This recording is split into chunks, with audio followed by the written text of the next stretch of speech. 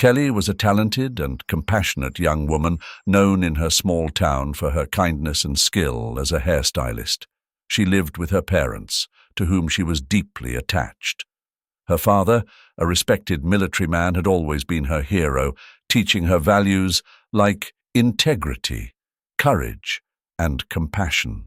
The relationship between Kelly and her father was strong and affectionate, forged over the years with moments of teaching and mutual support. One morning, Kelly's father received orders to leave on a mission. The family gathered in the living room, where the atmosphere was tense but full of love. The father, a middle-aged man with a face marked by the experiences of military life, addressed his daughter with a sad smile. "Kelly, my dear, I have to go away for a while," he said, his voice firm but charged with emotion. "I want you to know that I am very proud of you. Take care of your mother and be strong." Kelly nodded, trying to hold back tears. They hugged tightly, and she felt the warmth and security her father had always given her.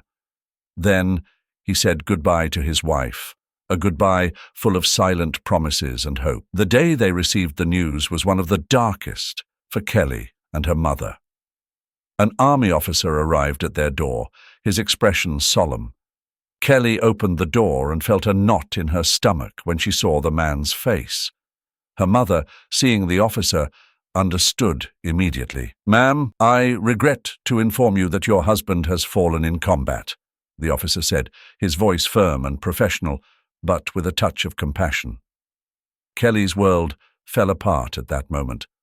Sadness invaded her home, a deep pain that seemed to have no end. Mother and daughter clung to each other, seeking comfort in the midst of their desolation. Grief brought them even closer, and together they tried to rebuild their lives, facing each day with the strength her father had taught them. However, fate had not finished playing its cruel hand. A few months later, as Kelly was beginning to adjust to her new reality, a second tragedy struck with implacable force.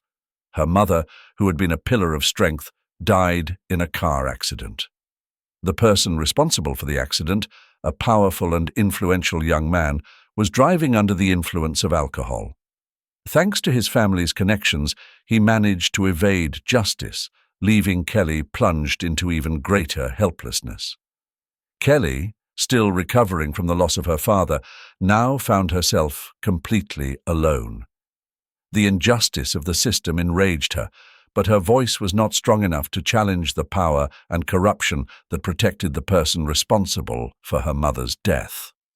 The small town, which had once been her safe haven, now seemed like a cold and desolate place. Kelly's life had changed drastically since her mother's death. An orphan, she wandered the streets of her small town, desperately seeking a job that would allow her to survive. Her determination and resilience were remarkable, despite the adversity she faced. Every morning, Kelly got up early and walked the streets, asking at every store and business if they needed help. Most of the time, the answer was a polite but firm no. However, her spirit was not broken. She knew she had to find a way to get ahead, however difficult it might be. One day, as she was walking down Main Street, she stopped in front of a beauty salon. In the window, a sign caught her eye. "Apprentice needed." Kelly felt a spark of hope and decided to enter. Inside the salon, everything was a whirlwind of activity. Customers chatted animatedly, while the stylists worked skillfully on their hair. Kelly approached the counter, where a middle-aged woman watched her curiously. "Good morning," Kelly said, trying to stay calm. "I saw the sign in the window. I would like to apply for the apprentice position." The woman looked at her closely before answering. "Do you have any experience in this type of work?" "Not professionally," Kelly admitted, but I've always had a knack for hair. I learn quickly, and I am willing to work hard."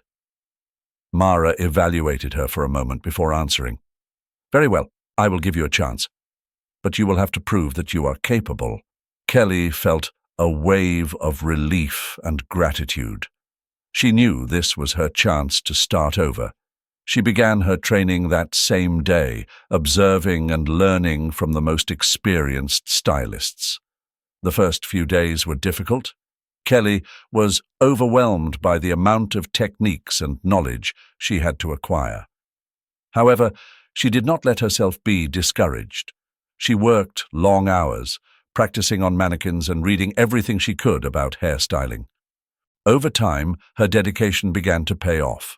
Her skills improved markedly, and clients began to notice her skill. Kelly stood out not only for her talent, but also for her friendly attitude and her ability to listen to clients, creating a special connection with each of them. It was during this period that Kelly met the head of the salon, the dreaded Mrs. Sidney. She was an energetic and strong-willed woman, known for her relentless focus on business. Sidney ran the salon with an iron fist, always looking to maximize profits and minimize costs. One afternoon, Sidney called Kelly to her office. "I have heard good things about you," Sidney said without preamble, "but I want to make something clear. This salon is a business. We are not here to make friends, but to make money. I hope you understand what that means." Kelly nodded, aware of Sidney's reputation. "Yes, Mrs. Sidney, I will do my job the best I can." Sidney watched her for a moment longer before dismissing her with a wave of her hand. "Good. You can go." Despite Sidney's harshness, Kelly continued to work with the same dedication and enthusiasm. She knew that she had to make the most of this opportunity, and little by little, she began to earn the respect and trust of her colleagues and clients. Mara's beauty salon became her refuge, a place where she could focus on her work and forget for a moment the tragedies of her past. With every haircut, with every hairstyle, Kelly felt like she was rebuilding her life, one step at a time. Her relationship with her colleagues also began to improve.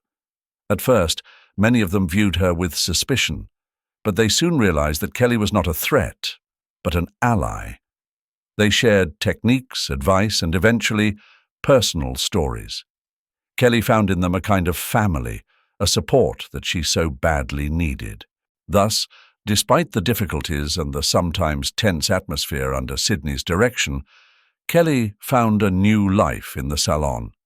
Her talent and dedication led her to excel, and her kindness earned her the affection of the clients and the respect of her colleagues. As the months passed, Kelly began to dream of something bigger. The idea of having her own beauty salon no longer seemed so far-fetched. She knew that with hard work and perseverance, one day she could make that dream come true. For now, she focused on improving every day, learning and growing in her craft, while Mara's beauty salon became the first chapter of her new life. Time had passed since Kelly started working at Mara's beauty salon. Little by little, her talent and dedication began to be noticed in the small town.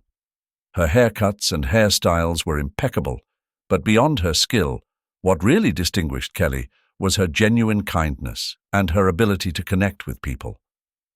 Every morning, Kelly arrived at the salon early, greeting clients with a warm and genuine smile. "Good morning, Mrs. Martinez. How are you today?" she asked as she helped her take off her coat. Mrs. Martinez, a regular customer, smiled back. "Very well, Kelly. Thanks for asking. And you? How are you?" "All good, thank you.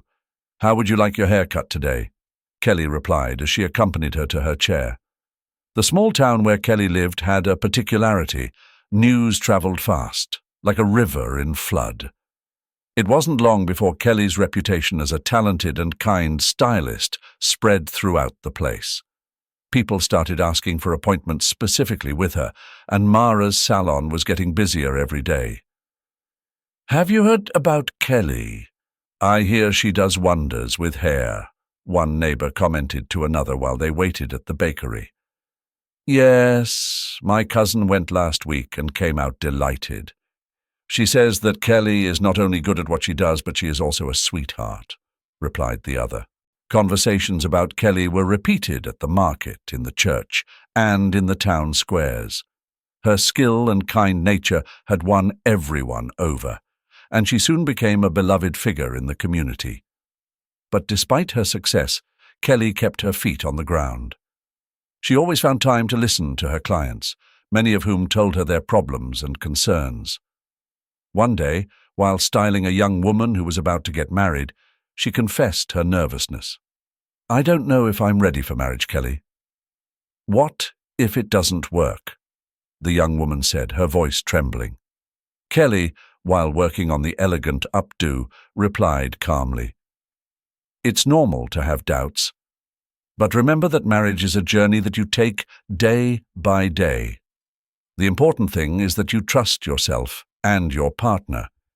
If you both support each other, you will be able to overcome any obstacle."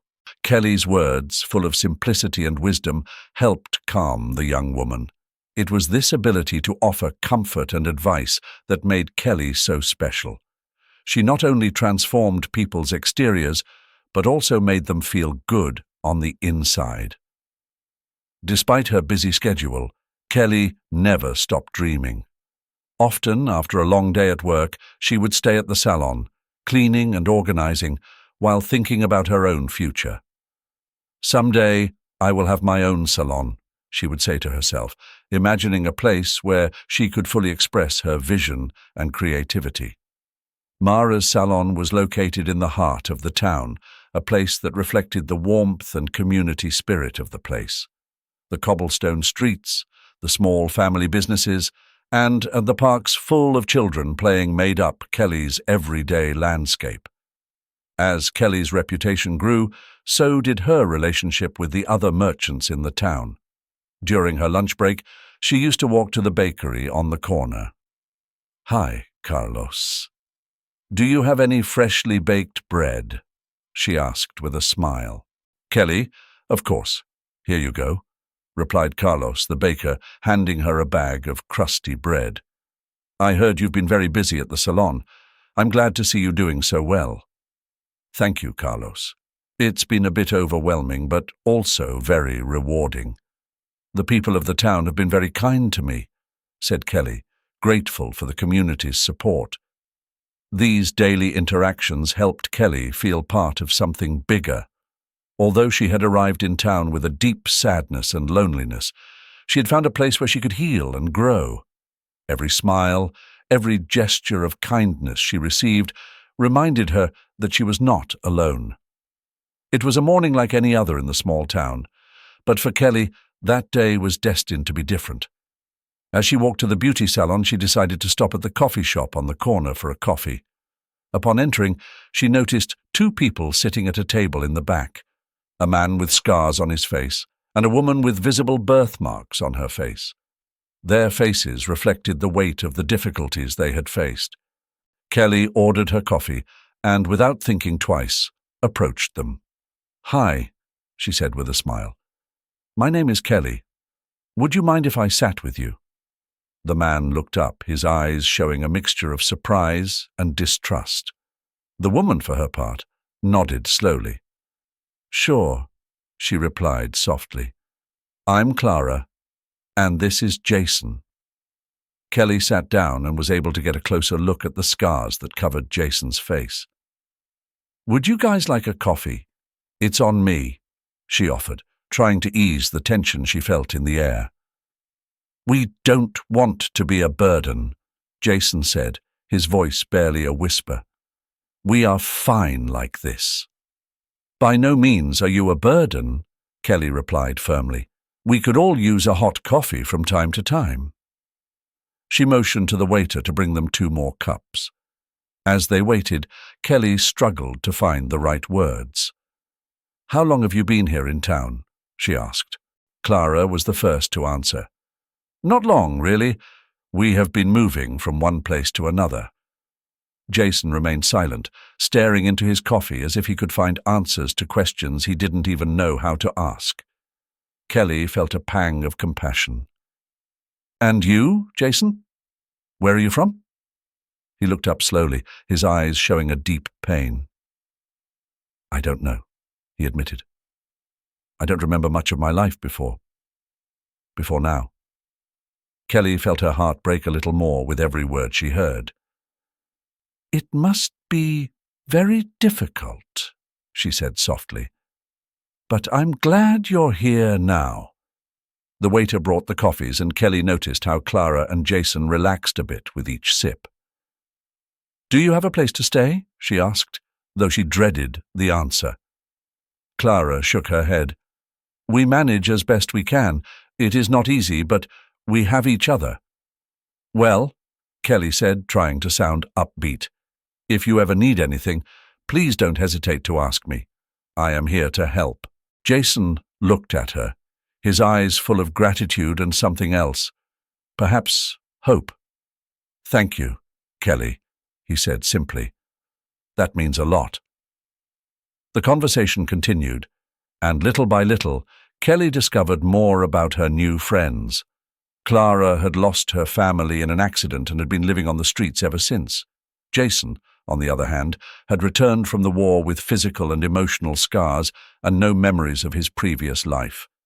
He was a veteran battling his own demons in a world that barely recognized him. Jason, Kelly said after a while, I would like to offer you a haircut, for free. I know it may sound trivial, but sometimes a small thing can make a big difference. Jason blinked, surprised by the offer. You don't have to do that, he said, his voice trembling a little. I know, Kelly replied with a smile, but I want to do it. If you have time, come to the salon this afternoon. Jason nodded slowly. Okay, I will be there. When they finished their coffees, Kelly said goodbye and went to the salon, feeling a strange mix of hope and anxiety. She knew she was doing the right thing, but she also knew that the road to recovery for Jason and Clara would be long and difficult. That afternoon, while Kelly was attending to her regular clients, she couldn't stop thinking about Jason and how it would be to receive him at the salon. The afternoon arrived with a soft golden glow as the sun hid behind the hills. Kelly, in her daily routine, was busy with clients at the beauty salon. The door opened and there stood Jason, punctual and a little nervous. Kelly greeted him with a warm smile and led him to an empty chair. Hi, Jason. I'm glad you came, Kelly said as she prepared her tools. Thank you, Kelly. I really appreciate it, Jason replied, settling into the chair. Kelly got to work, her hands moving with skill and precision. As she cut Jason's hair, they began to chat. Jason talked about his days in the military, the friendships he had made, and the battles he had faced. Kelly listened intently, offering words of support and understanding. I know it has been hard, Kelly said as she trimmed a lock of hair, but I'm sure there is a way for things to get better. I hope you're right, Jason replied, his voice full of cautious hope. As the conversation progressed, the atmosphere in the living room became more relaxed. Jason began to open up more, talking about his forgotten dreams and how he used to enjoy simple things like a good haircut. It's amazing how something so simple can make you feel so different, Jason commented as Kelly worked on his hair. Those small changes can have a big impact, Kelly said, smiling. Just as Kelly was finishing the cut, the salon door flew open and Mrs. Sidney, the salon owner, walked in. She was a middle-aged woman with a stern expression and a calculating look. She stopped dead in her tracks when she saw Jason in Kelly's chair. What's going on here? Sidney asked, her voice cold and authoritarian. Kelly looked up, keeping her cool. I'm giving Jason a haircut. He needs it, and I thought I could help. Sidney frowned, her eyes full of disdain. Is he paying for the service? No, it's a gift from me. I wanted to do something nice for him, Kelly explained. That is unacceptable, Sidney said sharply. I didn't build this business to give away services. If he can't pay, he can't get the haircut. Kelly stood her ground, though her heart pounded. We can deduct it from my salary if necessary. I just wanted to help. Sydney shook her head, furious. No, we do not do charity here. If he can't pay, he should leave. And you, Kelly, are fired. I will not tolerate this kind of behavior in my salon. Silence filled the room as the clients watched the scene in amazement. Jason, ashamed and sad, got up from the chair. I didn't want to cause you any trouble, Kelly. I'm sorry. Kelly looked at him sadly, but also with determination. Don't worry, Jason. You did the right thing by coming. We're going out together. Taking her bag and tools, Kelly headed for the door with Jason. The homeless woman Kelly had met earlier was outside, watching everything. Seeing Kelly come out, she approached. What you did was very noble, the woman said. That lady doesn't deserve to have you working for her. Kelly felt a mixture of sadness and relief. I just wanted to help someone in need. I didn't expect it to end like this. The woman nodded, her face showing empathy. Sometimes doing the right thing comes at a high cost, but you are not alone. We are here with you. Jason, touched by the woman's words, also expressed his support. Kelly, I don't know how to thank you. This means a lot to me. Kelly smiled, though her eyes were filled with tears. You don't need to thank me. I did what I felt was right, and I don't regret it. As they walked down the street together, news of what had happened at the salon began to spread quickly through the small town. People heard how Kelly had been fired for her act of kindness, and outrage grew among the neighbors. Kelly, Jason, and the homeless woman became a symbol of the fight against injustice. The community, moved by the story, began to organize to support them. Kelly, though hurt by the injustice, felt strengthened by the support of her new extended family. At that moment, Kelly understood that she had lost a job, but she had gained something much more valuable, the solidarity and love of her community, and as she walked toward an uncertain future, she knew she would not be alone. Dusk enveloped the small town as Kelly, Jason, and the homeless woman, whose name was Marta, made their way to a bench in the central square. The last rays of sun painted the sky a deep orange as the shadows lengthened. The conversation revolved around what had happened at the salon, and Kelly was trying to process her recent dismissal. At that moment, Marta frowned, as if a sudden thought had crossed her mind. Kelly, there is something I need to tell you. I think I've seen that woman Sydney before. Kelly turned to Marta, intrigued. Where have you seen her? Marta took a deep breath, her voice trembling slightly. Years ago, I witnessed a horrible accident. A car hit a woman and the driver ran away. It was night, but I clearly remember the face of the woman who was with the driver. It was Sydney. The revelation hit Kelly like a sledgehammer. She felt the air escape her lungs. Are you sure about that, Marta? Marta nodded slowly. Yes, I remember it clearly because it was a night I could never forget. The woman they ran over, she had the same expression of pain that you have now. Kelly felt a knot in her stomach. Marta, my mother died in an accident like that. They never caught the person responsible. I always thought it had been an act of impunity. Marta rummaged through her things and pulled out a worn photograph. Here, this is the proof I have. I took this picture because I knew that one day the truth would have to come out. Kelly looked at the photo with trembling hands. In the blurry image, she could clearly see Sydney next to the car involved in the accident. Reality crumbled before her, confirming her worst suspicions. I can't believe it. Sydney was involved in my mother's death, Kelly whispered, her eyes filled with tears of indignation and sadness. Jason put a hand on Kelly's shoulder. You are not alone in this, Kelly. We are going to do something about it." Kelly wiped away her tears and looked at Marta and Jason with determination. "You are right. This can't stay like this. We need justice for my mother and for all the victims of people like Sydney." They decided that the only way to achieve this was to mobilize the town. That same night, they began to hatch a plan. They contacted neighbors and friends, shared the story, and showed the photograph as proof. Outrage spread quickly. The next morning, the rumor had already spread.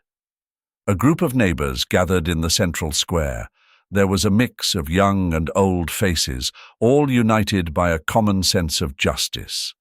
Kelly, with the photograph in hand, climbed onto a small makeshift platform. "Friends and neighbors," she began, her voice firm though full of emotion. "Today, I am here to tell you something that affects me deeply.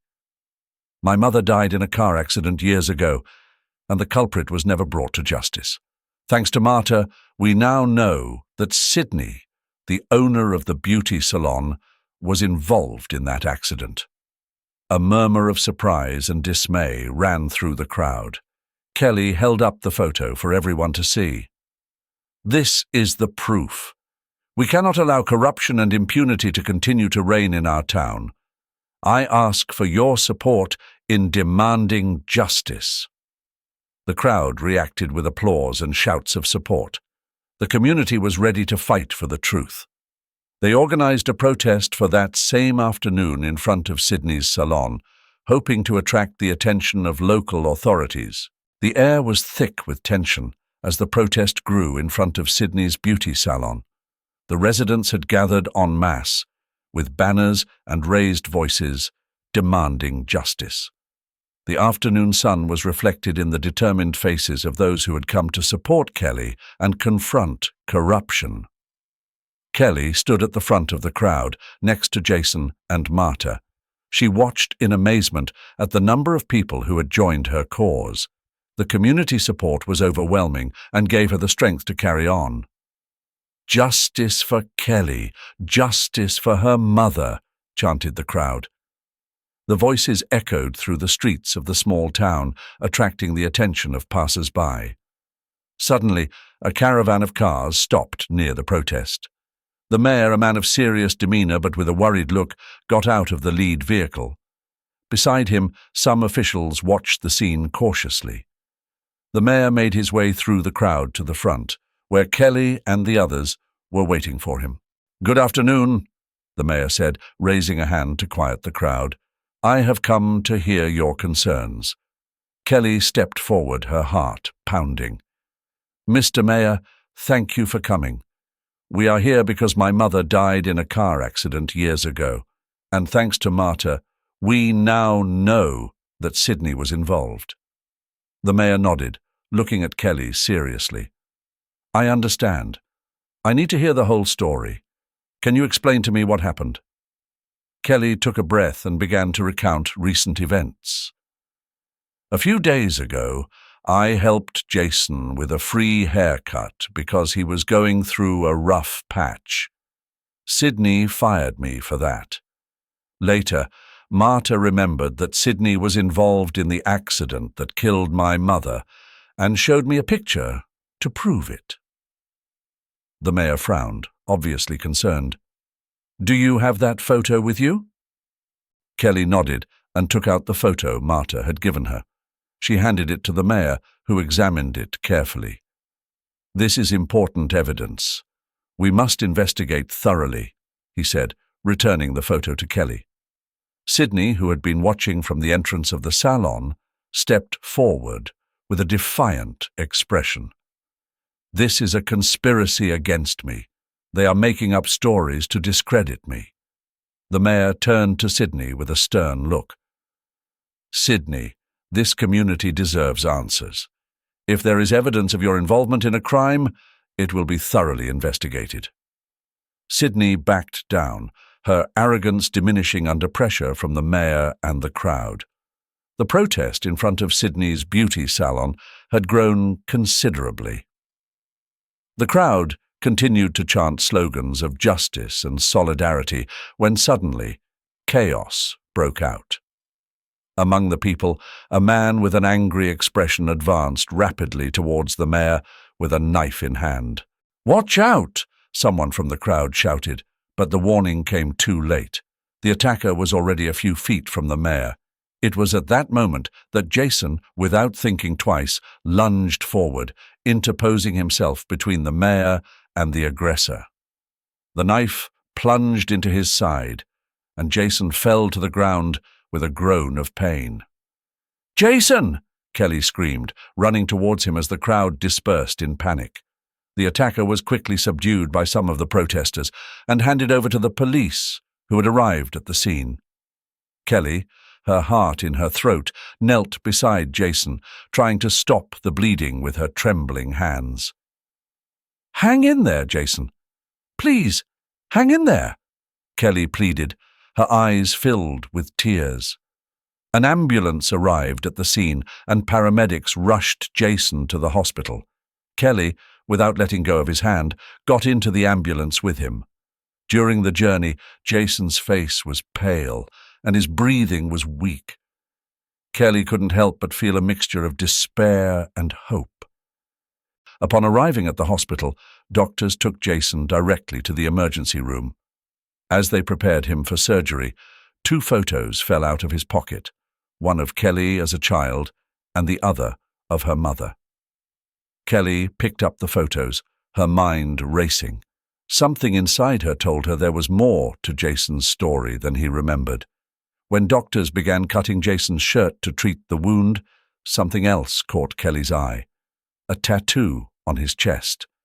It was her name, Kelly, along with a symbol of a 4-leaf clover.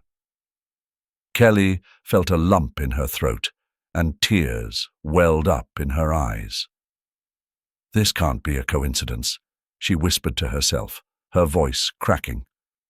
The doctors took her out of the room so they could operate, and Kelly stayed outside, clutching the photos tightly.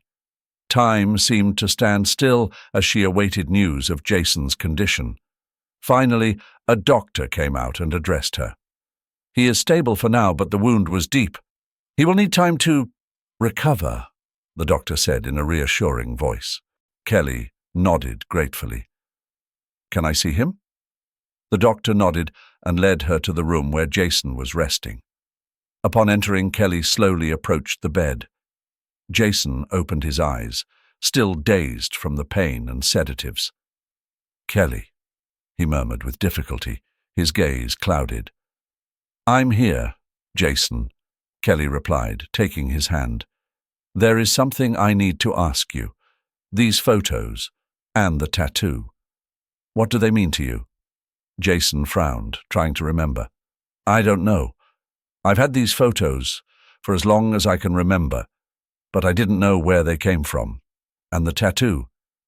I always thought it was something important, but I never knew why." Tears streamed down Kelly's face. "Jason, I think you're my father. My mum and I thought you had died in the war, but here you are." Jason closed his eyes, trying to process the information. "Your mother, vague memories. An accident," he murmured, raising his hand to his head. "Dad, is that you?" Kelly asked, her voice full of hope and fear at the same time. Jason opened his eyes again, and something in his gaze changed. "Kelly, Jeremy, yes, it's me," he said, his memories finally resurfacing. "I lost my memory after the accident, but now everything is coming back." Kelly hugged him carefully, her tears mingling with his. "I missed you so much. I thought I had lost you forever." "Me too, daughter. But I'm here now, and I'll never leave you again," Jeremy promised, his voice hoarse but firm. The reunion was deeply emotional for both of them. The revelation of Jeremy's true identity not only brought relief and joy to Kelly, but also a renewed sense of purpose. She knew her fight for justice was not over, but now, with her father by her side, she felt she could face any challenge.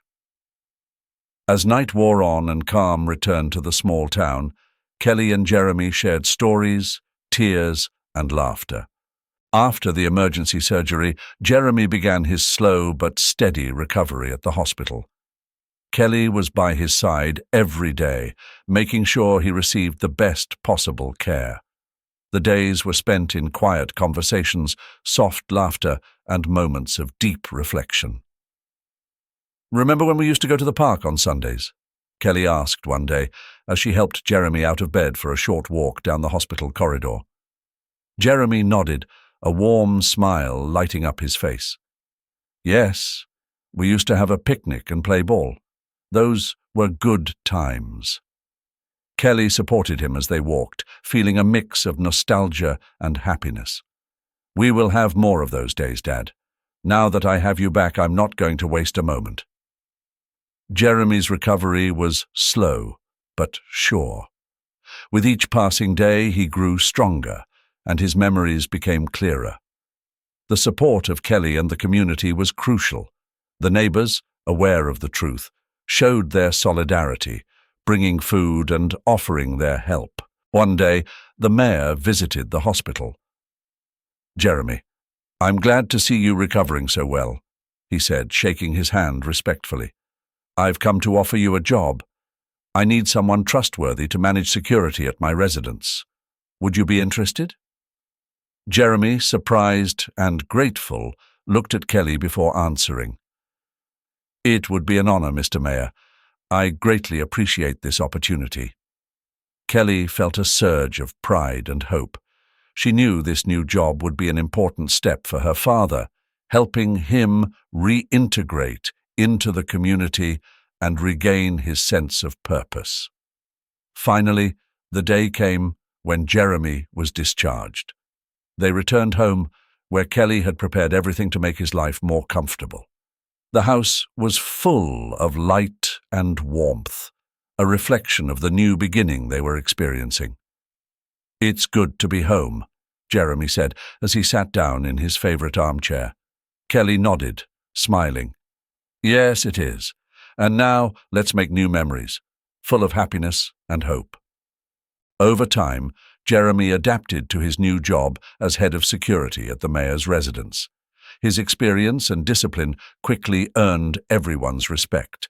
Family dinners, deep conversations, and shared laughter became routine. Kelly looked to the future with optimism, knowing that despite the challenges, she had her father by her side. The hit-and-run investigation was progressing rapidly thanks to public pressure and the mayor's commitment. The evidence provided by Marta and Kelly's testimony proved to be crucial. For weeks, the small town was aware of each new discovery. The truth about Sydney and her criminal activities began to come to light. "The evidence is irrefutable," the mayor said at a press conference.